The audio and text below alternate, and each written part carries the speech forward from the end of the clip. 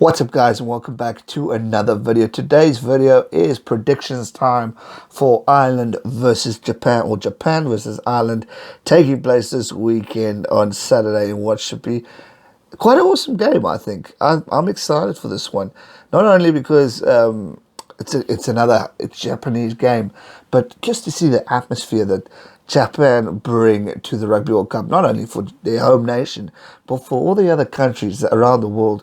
They've really been absolutely so beautifully accommodating. And I mean, I couldn't send any more praises to them.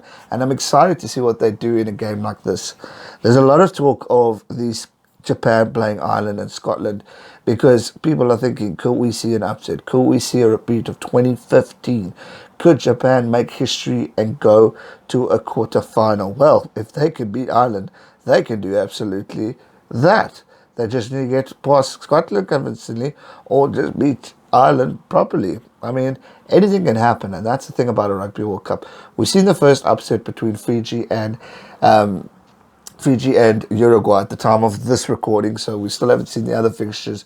But it's been absolutely amazing Rugby World Cup. We've really seen teams shine and prove points. We haven't seen the big smashing margins that we'd thought, like England Tonga. Maybe we would have predicted 40 or 50 like I did, or other games out there. We're seeing teams really fight back, and a team like Japan, who has their home advantage, the crowd, that momentum and passion that they have to offer, that is going to be one hell of a bonus point for them going into this game, and will definitely give them an upper hand. But Ireland, again, are a team who are here to also prove people wrong. A lot of people have written them off, saying, they won't make it past the quarterfinal, getting past that curse. They've come into this World Cup number one in the world at the start of it, and amazing achievement for them to get that far. But they really need to buckle down and be sharp, because I think if Japan sees any opportunity at going at it, they're going to take it. They're a sharp, quick team that really know how to put on the pace and the attack, and I think they could be dangerous if they really want to be, and an absolute headache to teams like Ireland and Scotland in their pool. And they too are going to be wanting to go that extra mile and make history. And I just see something special coming from this one. I just see a first half of absolute intense rugby, like back and forth. We're going to see something from Japan, then we're going to see something from Ireland, then we're going to see something from Japan again, and then Ireland coming in. And it's going to be interesting how Joe Schmidt decides the squad that he's going to select. Is he going to go with a strong team, a solid team, or is he going to go with a few replacements here and there? Will he start with these big boys like Conor, Murray or Johnny, or will it be the other guys? So those are the key points that could either make or change a game and give a team like Japan that upper hand in order to maybe surprise the world. They've done it before. Ask me, I know. I'm wearing the jersey of the team they beat last World Cup.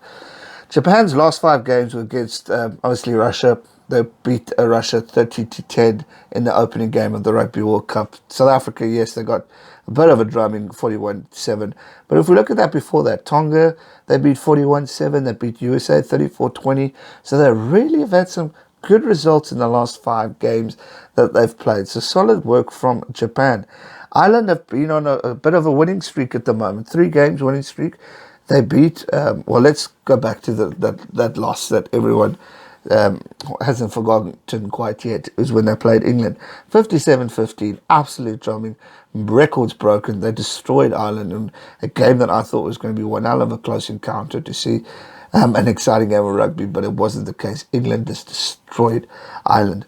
But then Ireland started picking up the pace by beating Wales 22-17. Then they went, and that was away from home, so it was impressive comeback from Ireland. Then they went home to play Dublin, where they beat Wales 19-10 in a very intense counter, but also getting that extra spot up. And then they ended off with Scotland the other day, 27-3, in what was a dominant performance from Ireland, but an absolutely shocking performance from Scotland. I was disappointed in the Scots in that one. I expected more.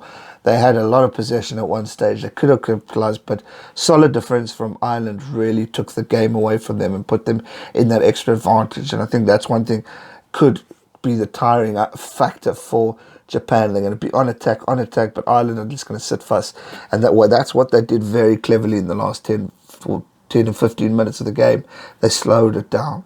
They weren't rushed. They knew they won. They got where they wanted to be, and they just needed to hang tight and just allow the game to flow so they can get that all-important victory. And that was the case. They got it. And it was an important victory for them to really kickstart and decide who's going to take the top of the league. And at this stage, it's going to be Ireland.